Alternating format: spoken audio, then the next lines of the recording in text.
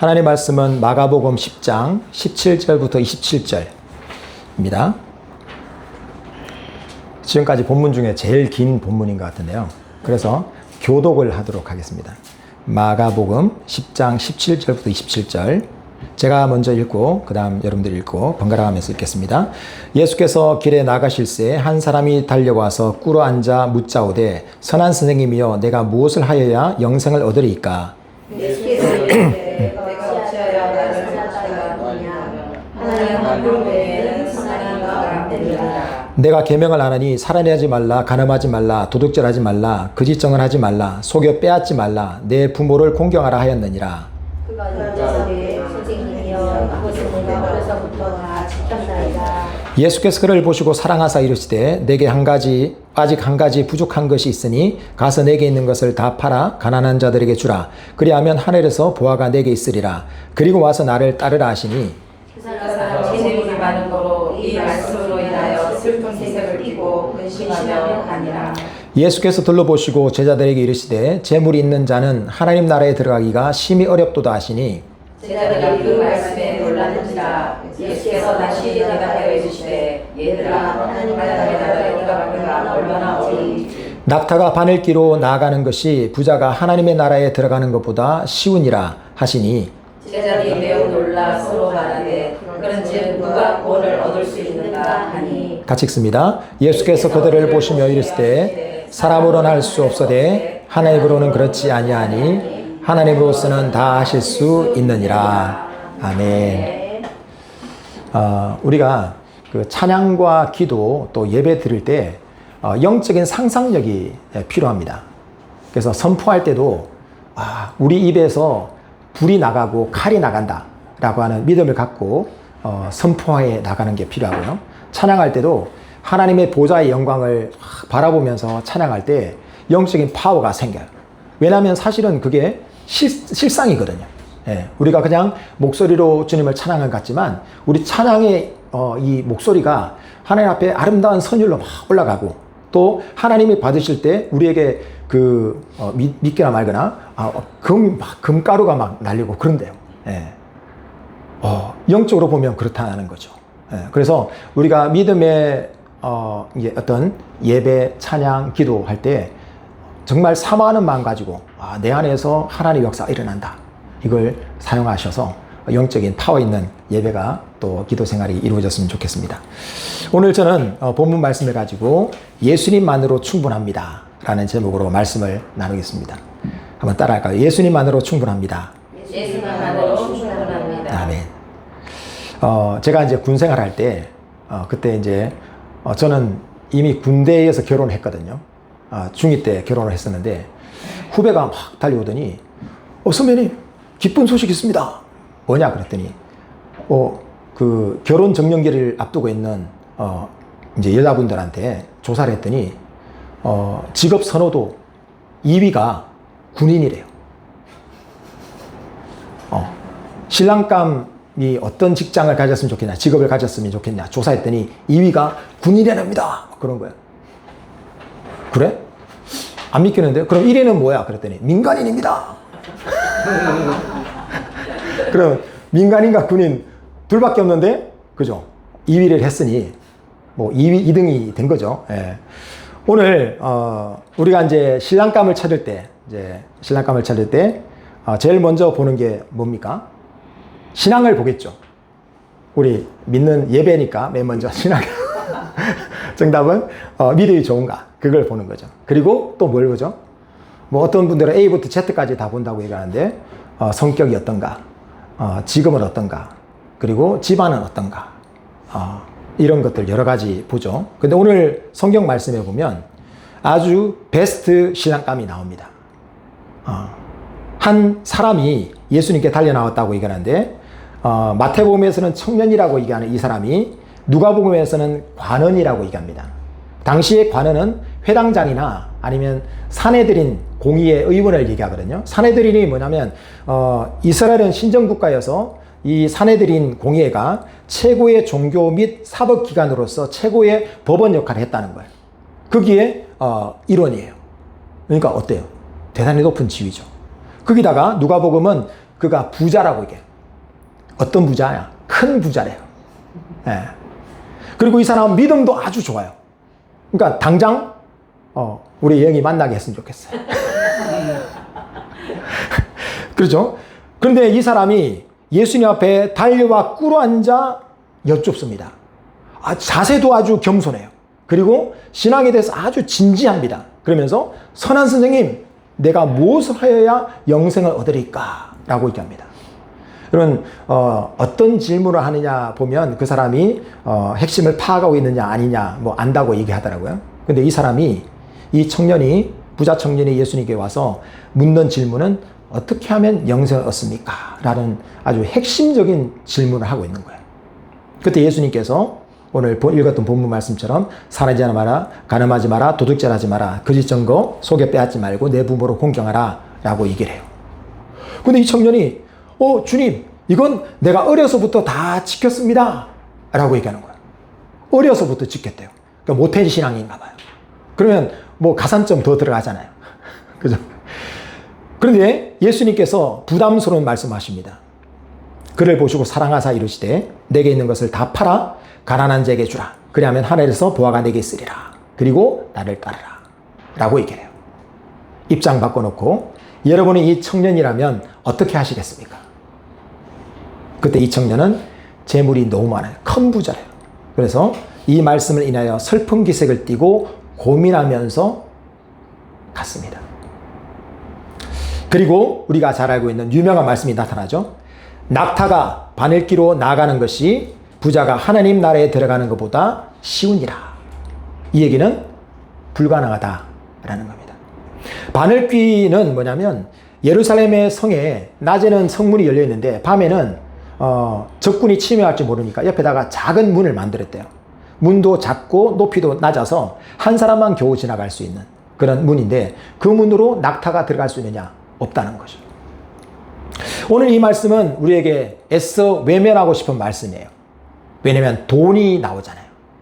그리고 마치 이 전 재산을 내놓아야 되는 것 듯한 그런 부담감을 우리에게 안겨주는 말씀입니다. 그리고 왜 부자는 하나님 들어가지 못하나? 예수님은 부자 싫어하나? 라는 생각도 가질 수 있죠. 그리고 여기서 우리가 생각할 때 과연 믿음의 모습은 어떤 모습이길래 예수님은 계속해서 더 많은 걸 요구하느냐? 이 계명 지켰니? 한 가지 부족하다. 이것까지 해라. 그리고 나를 쫓아라. 더 높은 수준의 요구를 계속하고 있는 건가? 그러면 예수님이 원하시는 믿음은 어떤 모습인가를 이 말씀 속에서 우리가 찾아보고자 해요. 오늘 이 청년은 매우 젊습니다. 가진 것도 많고 지위도 높아요. 그러면 대부분의 사람들이 실패의 경험이 없기 때문에 교만합니다. 근데 이 사람은 아주 겸손하기까지 하는데 이 사람이 와서 예수님께 묻는 것은 무릎을 꿇고 예수님께 달려와서 무릎을 꿇을 수 있는 이유는 그에게 영생의 확신이 없었다는 거죠. 선한 선생님, 내가 무엇을 하여야 영생을 얻으리까? 여러분, 우리도 가끔씩 정말 내가 구원받은 사람인가? 그리고 예수님이 정말 나를 사랑하시나? 라고 하는 질문을 스스로에게 던져본 적이 있다, 없다? 있다. 그죠? 없으신 분 계시나요? 그러면 패스해야 됩니다. 누구나 다 그렇죠. 내가 예수 믿는 사람답게 살고 있나? 나는 정말 예수 믿나? 예수님이 정말 나를 사랑하나? 라는 그런 질문을 갖게 되는 거죠. 오늘 이 청년이 똑같은 모습으로 주님 앞에 나왔습니다. 그런데 이 사람의 질문 속에 좀 이렇게 뭔가 논리적인 모순이 있어요. 여러분, 우리가 제비뽑기를 한다라고 하면 이게 무슨 자격이 필요한가요? 제비뽑기 할 때. 누구나 다 제비뽑기 하는 거죠. 그러니까 제비뽑기 해서 나온 거 그 사람 거잖아요. 그죠? 제비를 뽑았는데 너 자격이 안 돼. 이거 못해. 이러지 않잖아요. 근데 제비뽑기 하다라고 하는 이 단어가 상속받다, 물려받다. 여기 청년이 말하고 있는 얻다라고 하는 뜻과 같아요. 그러니까 청년은 뭐라고 얘기하냐면 내가 무엇을 해야 영생을 상속받을 수 있습니까? 라고 말하는 것과 똑같아요. 무슨 얘기인지 아시나요? 영생을 상속받는 것은 자격이 있다 없다. 자격이 필요 없다. 그런데 자격이 필요 없는 이 영생을 얻기 위해서 어떤 자격이 필요합니까? 라고 묻고 있는 거예요. 이해되시나요? 오늘 예수님께서 이 청년에게 내가 어찌하여 나를 선하다고 일컫느냐? 하나님 한 분 외에 선한 이가 없다라고 그 질문 앞에 대답을 하세요. 왜냐하면 이 청년이 선한 선생님이라고 물었거든요. 그러면 청년의 이야기와 예수님의 대답을 가만히 보면 예수님이 말꼬리 잡나? 이런 생각이 들지 않나요? 선한 선생님, 내가 어떻게 하면 영생을 받을 수 있습니까? 라고 하니까 야, 너 왜 나한테 선하다고 이게? 라고 말꼬리 잡는 것처럼, 그래서 기선을 제압하는 것처럼 느껴질 수 있는 거예요. 그런데 오늘 예수님의 말씀은 이 청년의 질문 속에는 이 청년이 영생을 얻는 것과 선하다라고 하는 것, 이 상관관계를 얘기하고 있다라고 보신 거예요. 그래서 먼저 선한 게 뭐라고 생각하느냐라고 묻는 거예요. 선한 게 뭐냐? 여러분, 선한 게 뭔가요? 어떤 걸 선하다고 생각하시나요? 이 사람은 선하기 위해서는 선한 일을 해야 된다고 생각하는 거예요. 내가 선한 거 어떻게 증명할 수 있어요? 주사님, 어떻게 선한 걸 증명할 수 있겠습니까? 내가 선하다. 착한 일은, 나 옛날에 길 가다가 지갑 주웠어. 거기 돈이 기백만 원 들어있었는데 나 그거 안 했다. 인마이 포켓 안 하고 내가 사람 찾아줬어. 주인 찾아줬어. 이 정도는 착하지.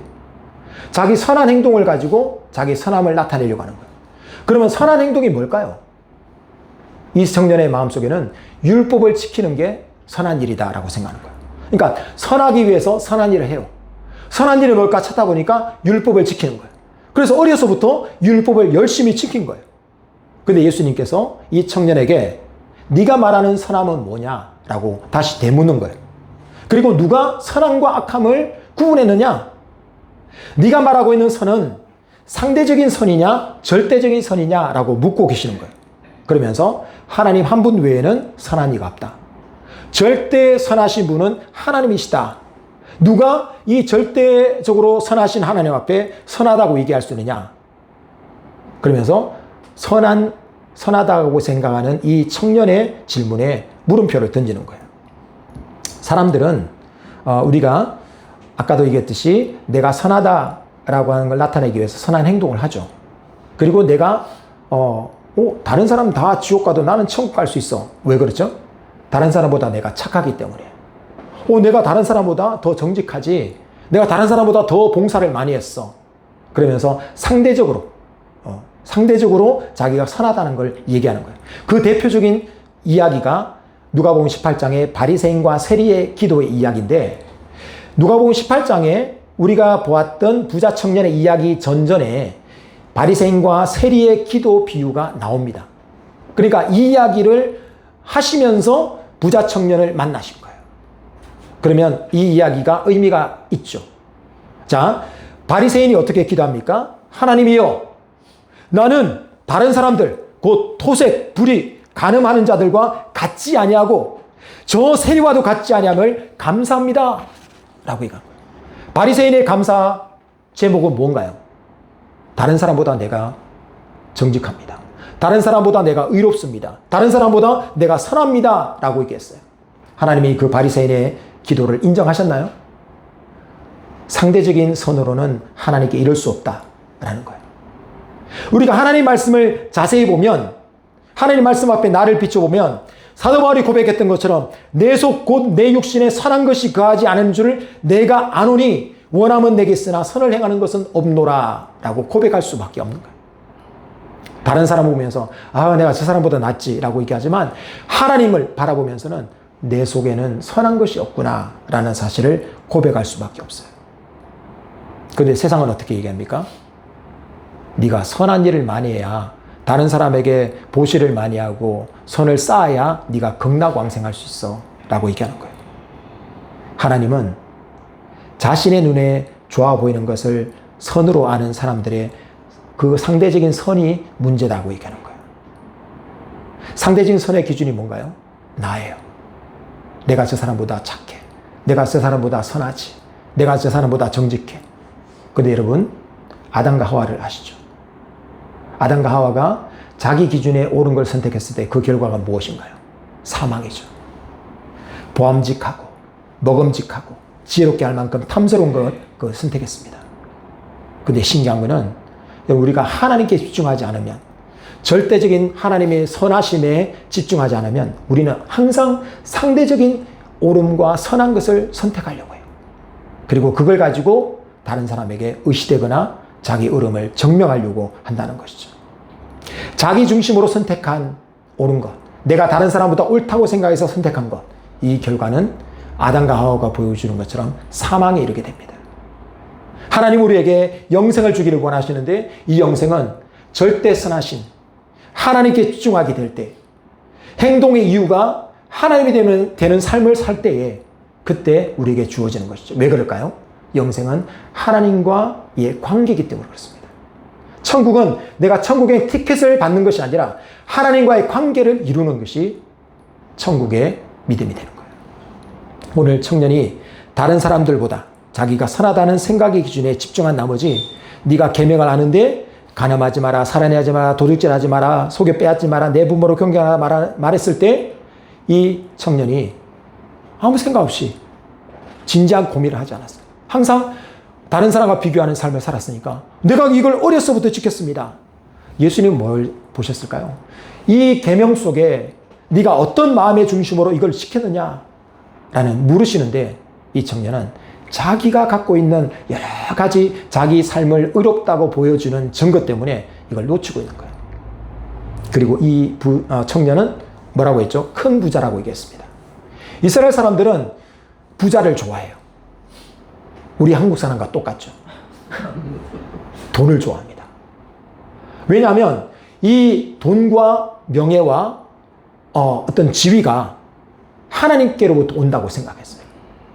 다윗이 역대상 29장에 부와 명예가 주께로부터 말미암아 온다라고 고백하고 있어요. 다윗이 그렇게 얘기했으니까 모든 사람들이 이 사람이 부자구나, 이 사람이 명예가 있구나, 이 사람이 지위가 높구나, 이 사람 하나님께 축복받았어, 이 사람은 구원받은 사람이야 라고 얘기하는 거예요. 그 대표적인 사람이 누구죠? 아브라함, 솔로몬, 욥, 이런 사람들이에요.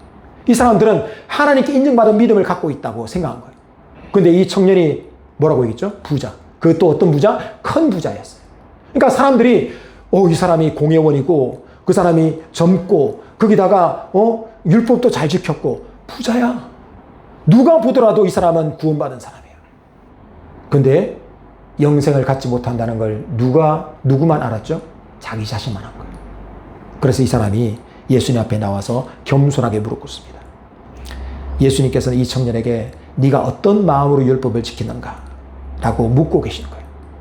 그 질문에 청년은 내가 어려서부터 다 지켰습니다 라고 얘기하는 거예요. 이 원어를 자세히 보면 내가 이 율법을 의무감과 책임감으로 내가 의를 이루기 위해서 어려서부터 다 지켰습니다 라고 얘기하는 거예요. 내 기준에 봤을 때 율법을 어긴 게 없어요. 나를 위해 이 계명을 기준 삼아서 나는 열심히 살아왔습니다 라고 고백하고 있는 것입니다. 그런데 이 사람은 진정으로 말씀 앞에 서보지 못했기 때문에 이 율법의 계명들을 자기 의를 이루기 위해서, 자기가 선하다는 걸 증명하기 위해서 지켜나갔다는 거예요. 근데 여러분, 로마서 7장에 이 부자 청년과 가장 닮은 사람이 있어요. 누구죠? 사도 바울이에요.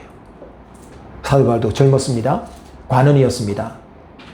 부자인지 아닌지는 잘 모르겠지만 하여튼 그래요. 근데 이 사도 바울이 로마서 7장에 고백합니다. 전에 율법을 깨닫지 못했을 때는 내가 살았더니 계명의 이름에 죄는 살아나고 나는 죽었도다 라고 얘기하는 거예요. 무슨 말입니까? 하나님을 보지 않고 사람과 비교할 때는 내가 살았어.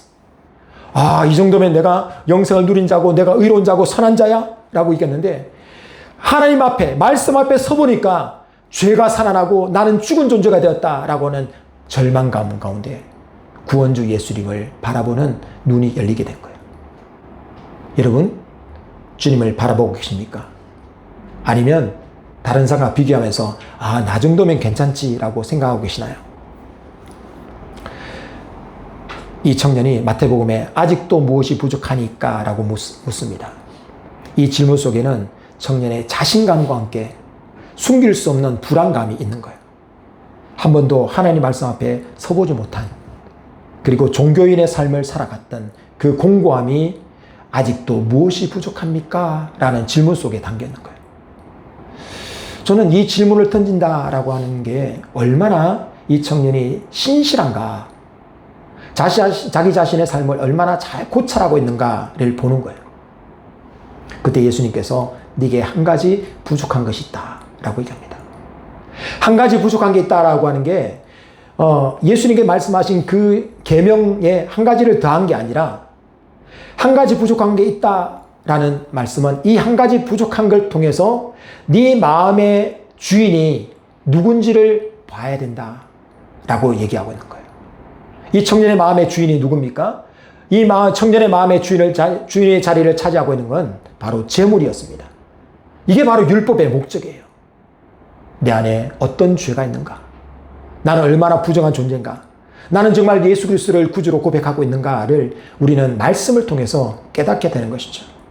예수님은 내게 있는 것을 다 팔아 가난한 자에게 주라. 그러면 하늘에서 뭐가 있겠다? 보화가 있겠다. 라는 겁니다. 예수님 여기서 선행을 베풀어라. 도네이션 해라. 이렇게 얘기하지 않습니다. 예수님의 목적은 선행이나 구제의 목적이 있는 것이 아니라 이 청년의 영적인 관심을 있지만 자기 자신을 성찰하고 예수님께 달려나오도록 만드는 그런 영적인 관심이 있지만 하나님 나라를 발견하지 못하도록 눈을 가리고 있는 것이 무엇인지를 보도록 만들어주신 거예요. 하나님 이것만 안 돼요. 이것만은 절대로 손대지 마십시오. 그러면서 그걸 딱 건드는 순간에 하나님도 신앙도 내팽개쳐 버리는, 마치 땡깡 부리는 아이처럼 막 쏟아버리는 그런 우리의 잘못된 지점, 하나님이 아직까지 터치하지 못한 그런 지점들이 우리에게 있죠. 어떤 사람은 자존심을 건들면 그렇게 막 분노합니다. 하나님도 뭐고 하나님도 이러시면 안 돼 라고 얘기하는 거예요. 무시당하거나 혈기가 나거나 그러면 언제 이 사람이 예수 믿었는지 모르게 예수 안 믿는 사람과 동일하게 행동 그지를 갖게 됩니다. 다 팔아 가난한 자에게 주라 라고 했을 때 이 청년의 마음속에 실체가 드러나게 됐습니다. 여러분 이 줄에 묶여있는 강아지를 한번 생각해 보십시오. 긴 줄에 묶여있는 강아지가 줄이 있는 범위 안에서는 자유롭게 움직여요. 뛰기도 하고 걷기도 하고 눕기도 하고 그렇습니다. 근데 저기서 뭔가가 와가지고 그 목표를 향해서 팍 달려나가려 할 때 어떡하죠? 달려나가는 속도보다 더 빠르게 이 줄이 강아지 목을 팍 챙겨요. 왜 그렇죠? 강아지는 그전까지 자기가 묶여있는 사실을 모릅니다. 왜냐하면 자유롭게 움직였으니까요. 근데 하나님께로 한 걸음 나가려고 할 때, 팍 나가려고 할 때 내 안에 아직까지 주님 앞에 굴복되지 않은 이 죄의 문제가 하나님 대신에 내 마음속에 주인의 자리를 차지하고 있는 문제가 나의 목덜미를 꽉 잡아채는 거예요. 그 순간 우리는 무너지게 되는 거죠. 우리는 평소에 내가 돈을 관리하고 있다고 생각해요. 교양이 있다고 생각해요. 직장을 내가 선택했다고 생각합니다. 자녀를 내가 양육하고 있다고 생각해요. 그런데 주님 앞에 내려놓으려는 순간에 내가 이걸 소유하고 있는 게 아니라 내가 이것에 지배당하고 있었구나.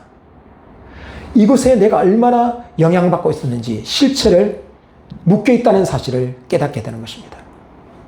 근데 우리는 이 실체 앞에 나오는 것, 우리 실체가 드러나는 것에 대해서 두려워할 필요가 없습니다. 사람들에게 대해서는 좀 절제해야 돼요. 하나님 앞에 나올 때는 우리가 절제할 필요가 없습니다. 우리의 밑바닥까지 다 드러낼 필요가 있어요. 왜 그럴까요?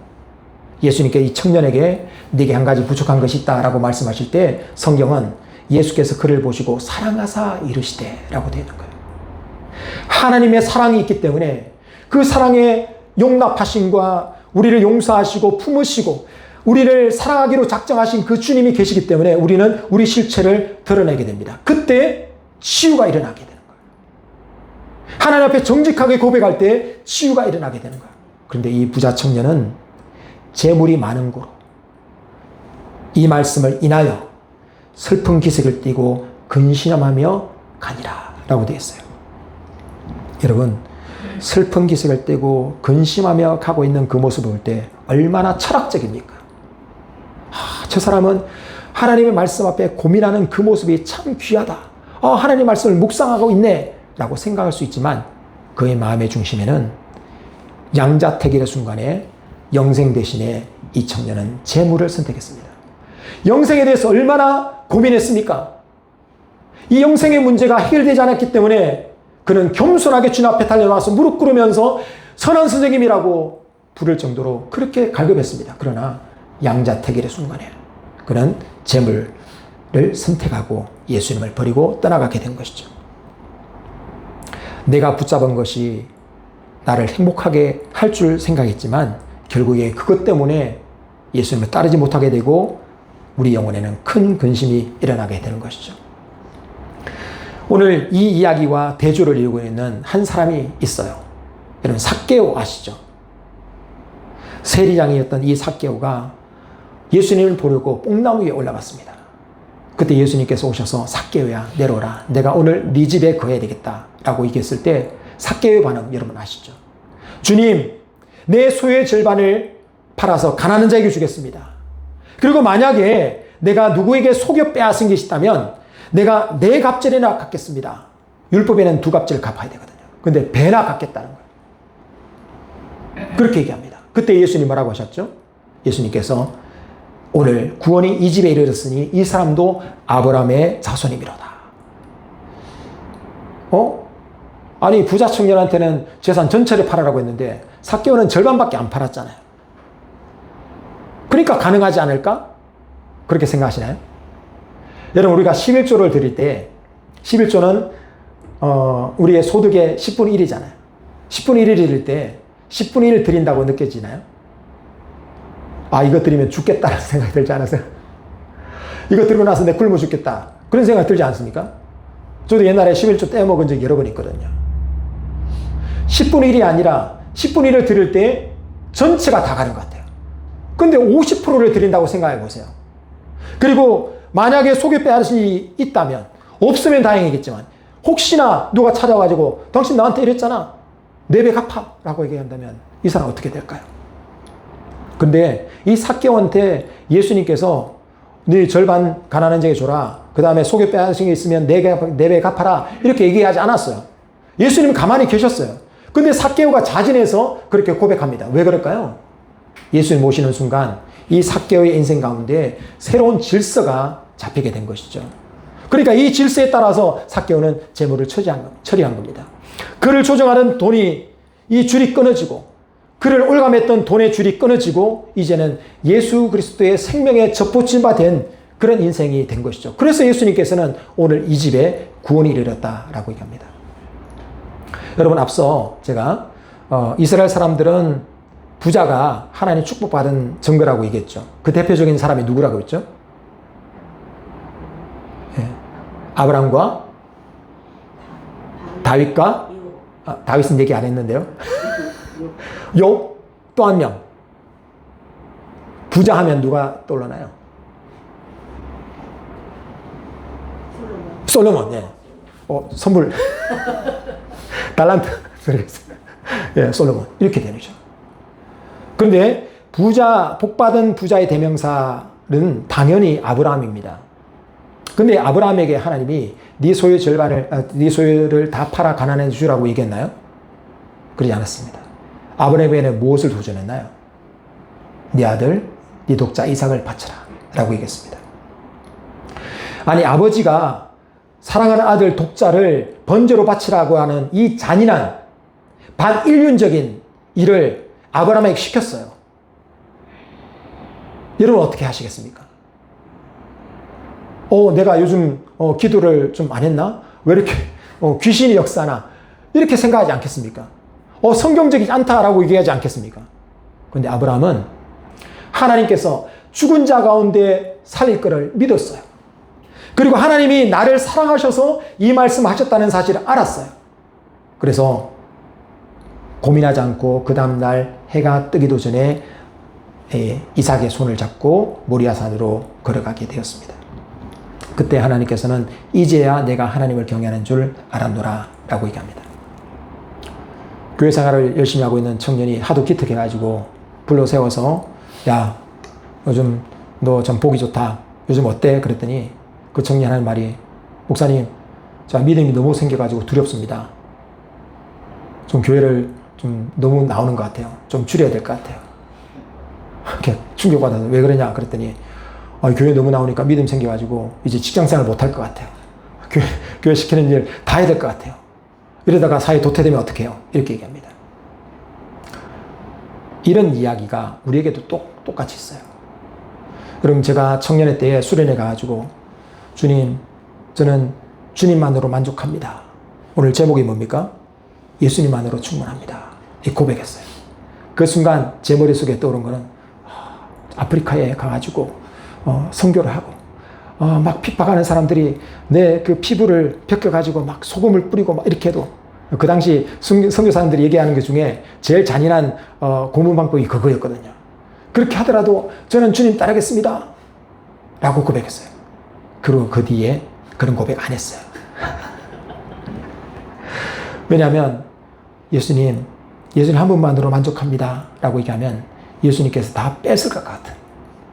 아니 너 나만으로 만족하다는데 이거 없어도 되잖아. 그렇죠. 이것도 없어도 되지. 너 나만으로 만족하잖아. 이렇게 생각할 수도 있다는 거예요. 그래서 잘못 고백했다가는 큰일 날 것 같고, 혹시나 하나님만으로 만족합니다, 예수님만으로 충분합니다 라고 고백하면 저 순교하기 시킬 것 같고, 선교지에 아프리카 오지에 나가 선교하라고 할 것 같고, 그래서 제 아이가 아빠, 만약에 아빠가 하나님이 나타나셔가지고 북한 선교하라고 북한에 들어가라고 하면 갈 거야? 이렇게 물어보더라고요. 그래서 제가 뭐라고 대답했겠습니까? 다시 한번 물어봐야지. 기도 좀 더 빡세게 해봐야지. 이렇게 얘기했어요. 예.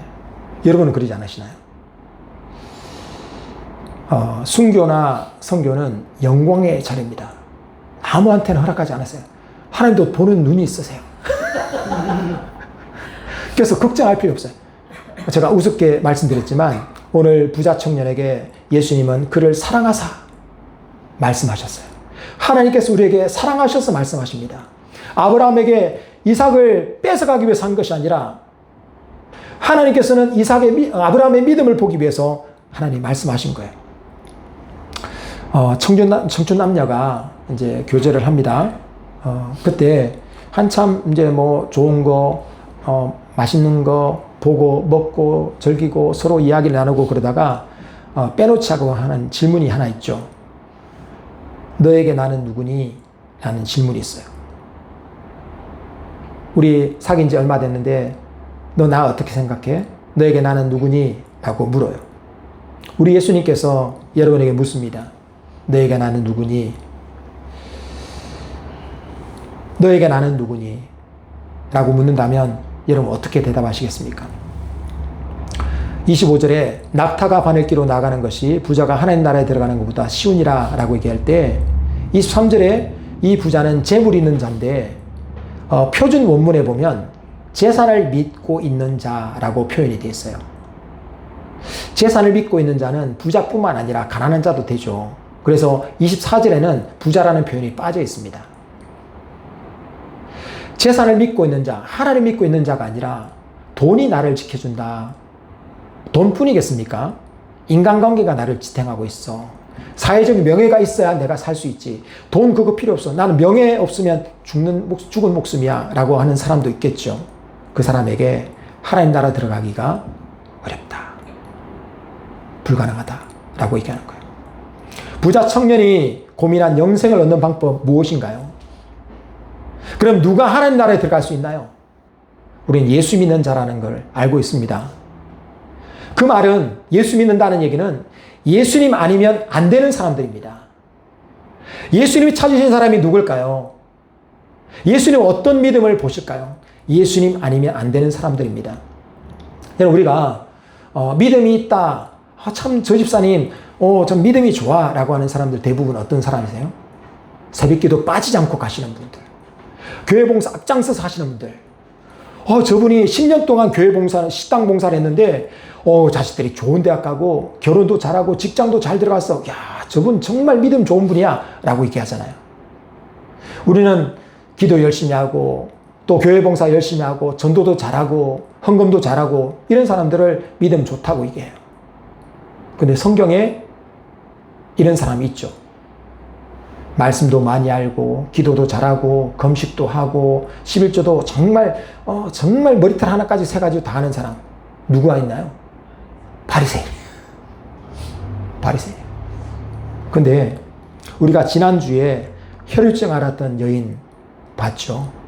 예수님께서 성경에 보면 사복음서에 칭찬한 믿음이 여러 명 있는데 그 중에 우리가 지난주에 봤던 혈유증 여인이 있습니다. 12년 동안 병을 앓았어요. 주변에 아무도 없어요. 가진 것도 없어요.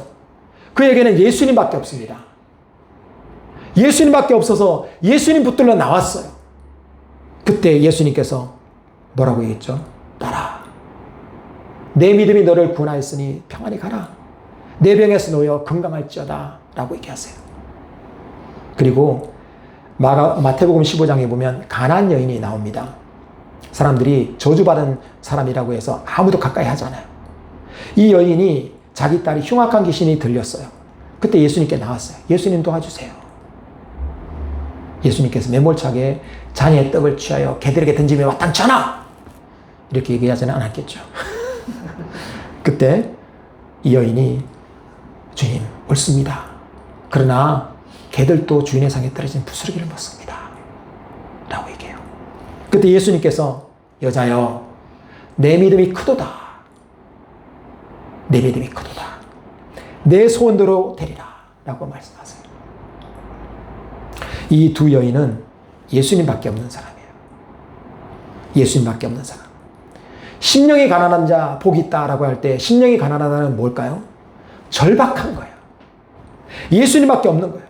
이들에게 너는 예수님께서 너에게 난 누구냐라고 물을 때 이 사람들은 뭐라고 대답할까요? 예수님 저는 주님밖에 없습니다. 주님 말고 다른 대안이 없습니다. 라고 얘기하세요. 그들에게 하시는 말씀이 27절의 말씀입니다. 사람으로는 할 수 없어되 하나님으로는 다 하실 수 있느니라. 혈유증 여인이 수르보니게 여인이 12년 동안 혈유증을 앓았고 나는 저주받은 존재고 나는 죄인입니다 라고 고백할 때 그래도 주님 저는 예수님밖에 없습니다. 저에게 예수님 외에 다른 대안이 없습니다. 무시를 당해도 다른 이가 몰라줘도 다른 이가 나를 손가락질해도 내가 초라한 모습이 된다 할지라도 저는 예수님밖에 없습니다. 그런 보고백 위에 주님께서는 사람으로 할 수 없는 하나님만이 할 수 있는 그 구원을 그들에게 허락해 주시는 것이죠. 지금 우리에게 예수님께서 너에게 나는 누구니? 라고 물은다면 우리의 대답은 무엇일까요? 여러분은 뭐라고 대답하시겠습니까? 저에게 오직 예수님밖에 없습니다. 저에게 예수님 외에 다른 대안이 없습니다. 저는 예수님만으로 충분합니다. 여러분 걱정하지 마십시오. 하나님은 사랑하셔서 말씀합니다. 아브라함이 우리에게 말씀하는 게 무엇입니까? 죽은 자를 살리시는 하나님을 믿고 나가면 된다. 아브라함의 이야기는 우리에게 얘기하고 있는 거예요. 사랑하셔서 우리에게 말씀하신 거다. 저에게는 오직 예수님밖에 없습니다. 저에게는 예수님 외에 다른 대안이 없습니다. 이 고백이 있을 때에 히브리서 11장 16절은 주보에 나와 있죠. 나와 있는 말씀은 그들에게 더 나은 본향을 사모하니 곧 하늘에 있는 것이다. 이러므로 하나님이 그들의 하나님의 일컬음을 받으심을 부끄러워하지 않았다. 주님, 나에게는 주님밖에 없습니다. 주님이 나를 모른다 하시면 나는 어디로 갈지 모릅니다. 저는 예수님만으로 충분합니다. 라고 얘기할 때에 하나님은 그들의 하나님이라. 이렇게 고백하는 자들의 하나님이라 일컬음 받기를 부끄러워하지 않는다. 라고 말씀하세요. 여러분, 우리에게도 이 부자 청년의 모습처럼 슬픈 기색을 하며 근심하여 돌아갈 지점이 있어요. 그 지점에서 정직하게 고백하는 겁니다. 주님, 이 문제가 나의 목덜미를 잡고 있습니다. 강아지를 묶고 있는 목줄처럼 나의 목줄을 쥐고 있습니다. 주님, 내 안에 선한 것이 거하지 않은 줄 내가 압니다. 이 모습을 주님 앞에 그대로 갖고 나가오니 주여 나를 고쳐주옵소서 라고 우리의 삶을 그대로 벌거벗은 모습으로 나아갈 때 하나님께서는 사람으로 할 수 없는 하나님만으로 할 수 있는 이 일들을 우리 가운데 허락해 주시는 거죠. 이것이 바로 믿음입니다. 나로서는 할 수 없습니다. 하나님, 나는 병자요, 나는 죄인이요, 나는 저주받는 자요, 사람들이 손가락질한 그런 모습입니다. 내 모습이 백일하에 드러나게 된다면 나를 가까이 있던 사람들도 다 나 등을 돌릴 텐데, 그런데 주님, 나를 사랑하신 주님 앞에 내가 갖고 있는 이 문제를 가지고 고백하며 나옵니다. 주님, 나를 만나 주옵소서. 사람으로 할 수 없는 이 일들을 하나님 할 수 있다고 하셨으니 나를 받아 주옵소서. 예수님만으로 충분한 삶을 살게 도와주옵소서. 기도할 때에 하나님 우리 가운데 구원의 기쁨을, 하나님 이루실 그 일들을 이루어 나가실 것입니다. 오늘 우리의 근심과 우리의 염려가 예수 안에서 변화되어져서 하나님의 간증이 되는, 아브라함에게 이제야 네가 나를 경외하는 줄 알았다 라고 인정하시는 그 믿음이 될 때까지 우리가 주님 앞에 우리 모습을 내어놓고 주님 앞에 우리가 부수지는 자리에 나갈 수 있기를 예수 이름으로 축복합니다. 거룩하신 아버지 하나님, 우리가 주의 말씀을 알고 아버지 정한 시간마다 주님 앞에 예배를 드리고 우리가 결단하는 기도의 자리도 우리에게 있습니다. 그러나 하나님, 우리는 어떤 기준을 붙들고 살아가고 있습니까? 우리는 누구 앞에 서 있습니까? 너에게 나는 누구냐? 라고 물으시는 예수님의 질문이 우리에게 주어졌을 때 저에게 오직 예수밖에 없습니다. 저에게 예수님 외에는 다른 대안이 없습니다. 주님이 나를 모른다 하시면 나는 어디로 갈지 모릅니다. 주님, 나를 받아 주옵소서. 고백하는 이 간절한 고백이 우리 가운데 울려나게 도와주옵소서. 하나님, 주님을 구주로 모셨다고 얘기하지만 아직도 우리 안에는 해결되지 않은 그러한 영역들이 있습니다. 하나님, 이제 말씀 앞에 서서 사람으로 할 수 없지만 하나님으로서는 능히 할 수 있는 그 놀라운 구원의 역사가 우리 심령 가운데 이루어지는 은혜가 있게 하시옵소서. 끊임없이 주님 붙들게 도와주시옵소서. 예수만으로 충분하다, 이 고백이 나의 진정한 고백되게 하셔서 하나님께서 주시는 그 놀라운 평강과 은혜를 소유하는 우리 모두가 되도록 역사해 주옵소서. 예수 이름으로 축복하며 기도합나이다. 아멘. 우리 다 같이 일어나셔서